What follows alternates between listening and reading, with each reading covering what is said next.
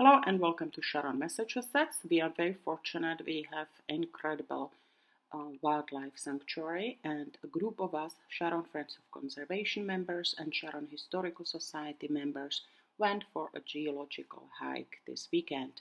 So Sharon Moose Hill has got a peak of 534 feet above sea level. It is the highest point within the Audubon and Audubon Moose Hill Wildlife Sanctuary, and it is the second highest point between Boston and Providence. The higher peak is the Great Blue Hill, which is 635 feet. So it's just a little bit taller.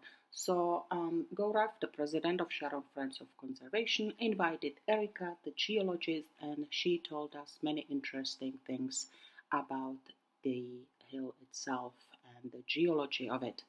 I was able to capture a few videos, and here they are. I hope you will enjoy it. They're just not very aggressive. Okay, so we're going to start by going over to the vernal pool area, which may not seem like there's geology there, but there is. All of this area is covered in glacial sediments, and there's a lot of interesting stuff over there that I'll show you as we walk, but I wanted to give you an orientation. There's two features. One is called an esker. Eskers are long, sinuous deposits of sand and gravel. They form underneath a glacier, where there used to be a river under the ice. And as the river finishes being a river, it leaves behind its deposit of sediment. They're usually very thin. They're snaky, and they can be very long, but in New England, a lot of them are disturbed, and so they've been kind of chunky. There's multiple eskers over in that area. We're going to walk through those. And then, if you've never been over in that area before, there's a reason that there's hills and pools. And that's a terrain called Cayman Kettle. And kettles, we usually think of them as big kettle ponds like Walden or other large roundish ponds. Cayman Kettle terrain is the same kind of thing, but mini. Kettles are where there was ice with dirt over it. And then when the ice block melted, it collapses into a hole. And the cames are these sandy, gravelly deposits where it's the opposite. So you had material with ice around it, and then as the ice melts, it left a pile. So you get this hummocky terrain where you go up and down and up and down, and this is like a mini Cayman Kettle terrain in here. So each of these little vernal pool wetland hollows is a kettle, and you'll see as we walk, there's these rolling hummocky hills around them, and those are the cames, and those are all sand and gravel material. It's actually very cool. And then we will walk along an esker, and I wanted to show you on the map. There's a few long bodies, one here, another one here. Those are eskers. And they're really, really good sources of drinking water, and were mined for sand and gravel, and were also drilled for drinking water by the early settlers, because the gravel has lots of spaces in between it for groundwater to be in. And so they were, in a lot of places, people put their drinking water wells there. And in many places, why they've been chopped up is because they were taken up for road bedding, for construction, for other gravel uses. So it's nice to have a relatively long esker system here that we can walk on. So just wanted to give you that orientation. Then when we go over to the other side, we're going to go up the hill into the exposed rock. But there are some other glacial features over there. The one I wanted to show you, Bluff is up here, but to the southwest of it, there's this long, kind of like two football-shaped hills. Those are drumlins. And when the ice was advancing in New England, it was coming in this direction. And so the drumlins in New England are generally oriented northwest, southeast, approximately. They vary a little bit. But if you were to look at the region as a whole, they're all kind of marching this direction. And they form under the ice. And they all have this kind of elongate shape because of the pressure of the ice. It's pushing. This is where there's bedrock that's a little higher, and it's pushing material underneath the glacier onto the bedrock, forming these football-shaped hills. And there's lots of them all over New England. Boston Harbor Islands are drowned drumlins. It's one of the few drowned drumlin fields in the world. So if you ever get to take a boat out to Peddocks or George's Island, those are all the tops of drumlins that have been drowned by when sea level came up after 10,000 years ago. So that's what we're going to see glacially, and then there'll be other stuff we can look at when we get up to the exposed rock. Cool. Questions? Let's go. So among many activities, we organize our hikes at least once a month, and we try to invite different experts, or we talk about the history of the area and different plants, animals we see along the way. I think it's pretty educational. I like to say we are kind of sharing a little bit of information here and there, and it's sort of hands-on. Most of us are members of Sharon Friends of Conservation or Sharon Historical Society, but anybody is welcome, and these hikes are free. We are also hoping to gather more volunteers and like-minded people for future projects. So anytime you see a post that hike is coming up, feel free to join us. And this is the first area we were talking about.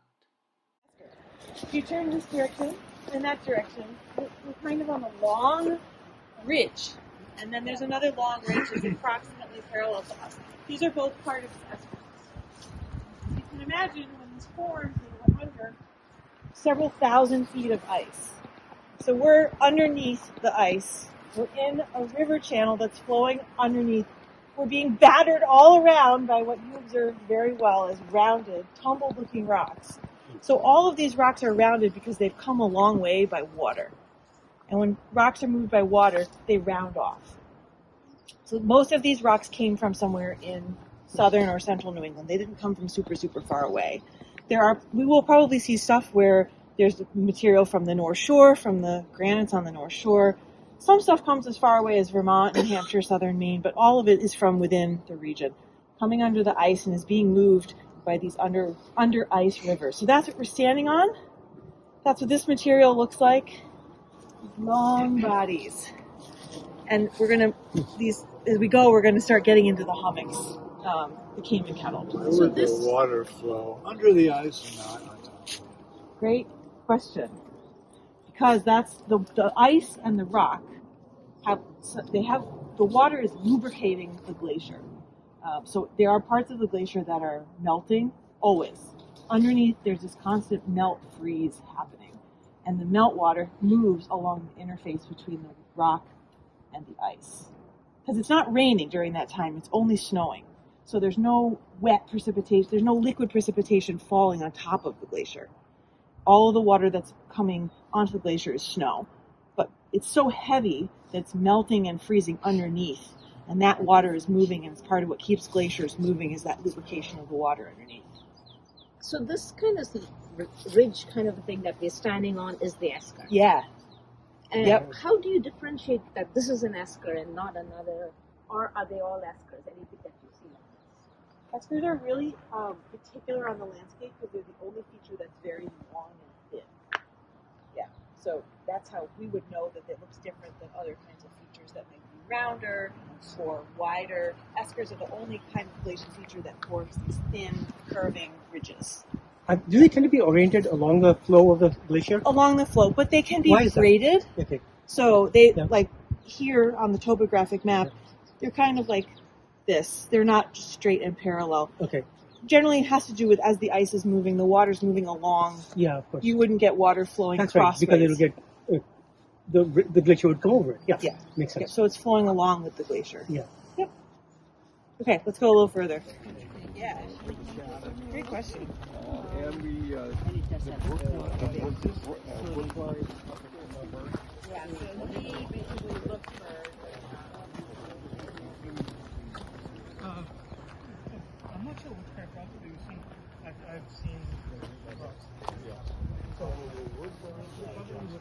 it's quite possible. Yeah. Maybe people. It's possible. When the glacier kind of starts to peter out and isn't going to advance anymore, when it starts to melt back, it dumps all of its material that it's carrying in the ice. It melts out. And that's what Long Island, Cape Cod, Martha's Vineyard, Nantucket, they're all made of those huge piles of sand and gravel that are dumping out of the front of the glacier. Like actual rocks, which is where we're going in a moment. And I'll tell you about it when we get up to the top. But as we walk up, we're going to be moving from sand and gravel deposits, which is what's under us right now, up through a deposit called till. And till is not, it's not like sand and gravel where it's clean and rounded.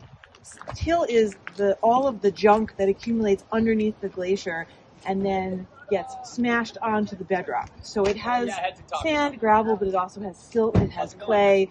Often the pieces of rock in it are more broken and angular, and it's what makes up drumlins, but it also gets plastered along the side of any bedrock that's high, sticking up above the landscape.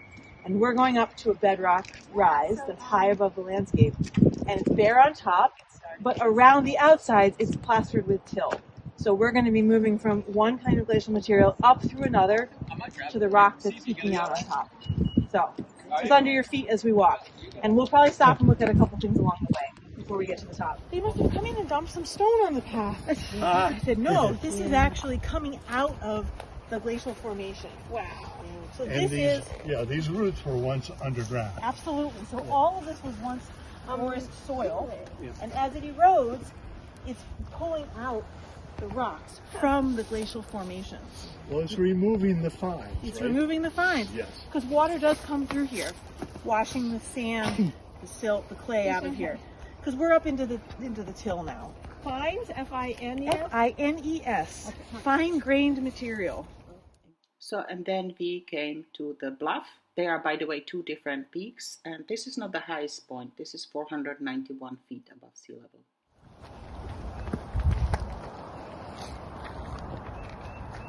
Kind of was laughing at me, but I said it's a nice day. We can see Gillette. Not exactly a geologic landmark, but yeah, if you're standing over here, right there, so we're looking off in that direction towards Foxborough, out into the rest of Massachusetts. Beautiful, actually. This is like, the weather couldn't be better for the view. So we're standing on the Sharon syenite. That's the rock that we're on.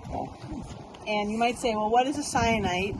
Who is talking about mounds of granite? Here's a new word for you, syenite. I know, I like it. So a syenite is like a granite, but it has less quartz. So a granite forms underground from hot magma that cools completely underground. It does not cool at the surface, so it has visible individual mineral grades in it. Granites are characterized by having quartz and feldspar, and then lots of other small minerals, but they're just extras. Syenite cools the same way, the same kind of rock, but it only has 5% or less quartz. 5% or less what? Quartz. Yeah. Yep. So it's very similar to how a granite would form. And actually there's lots of granites in this area. So all over eastern Massachusetts there's granites. The most famous one around here is the Dedham granite. And the Dedham granite is key to telling us how old the Sharon syenite is, because the Dedham granite has been dated. It has a date assigned to it of 609 million years old. And the Dedham granite cuts the Sharon syenite. So we know that it has to be older than the Dedham granite. We don't have an age date for the Sharon syenite. We don't have a good lower control on how old it might be, but we know that it is older than 609 million years old. Probably a fair amount older. It's probably 700-800 million years old. What do you mean it cuts it? So when a rock is cooled or semi-cooled, another magma can actually move into the cooled rock, push it aside, get into it and cool inside of it. So you might see a rock that looks like one kind of rock and then there's a stripe of another kind of rock. Because the hot rock came and it's called intruding. It intruded the colder rock and cooled inside of it. And we use that as a relationship. You can only get that relationship if the other rock was there first. It's like the cute pebbles I found at the beach with the vein of different rock inside. Right, so you know that the vein is younger than the original rock. Yep. Yeah, that's such a good question, and it's one of the main ways we tell geologic time, is by looking at those. We call them cross-cutting relationships, because they cut each other. Cross-cutting relationships tell us so much about rocks, and how old they are and when each of them got here. So this rock is really old, and it formed not here, where it is now. We're on a microcontinent called Avalonia. Avalonia. Avalonia formed way out more towards where Africa is now. And these rocks were forming over there. A little continent moved over millions of years and eventually collided with North America. And there's 4 little continents that make up New England. little pieces of these old mini continents that formed far away that traveled as tectonic plates and smashed into eastern North America. That happened about 300 million years ago. So everything that we're seeing here is relics of super, super, super old geologic processes, which is part of what makes this a cool location.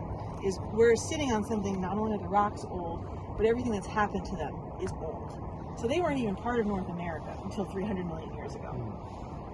And then lots more has happened since then. Someone asked me about why do the rocks we see here and in other places have so many cracks in them? What is that about? Well, part of it is because they're old. And the longer a rock has been around, the more they've been subjected to stress.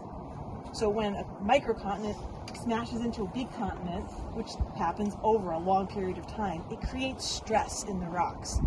When you smash two things together, they have to accommodate that new situation for themselves. And one of the ways they do that is by fracturing.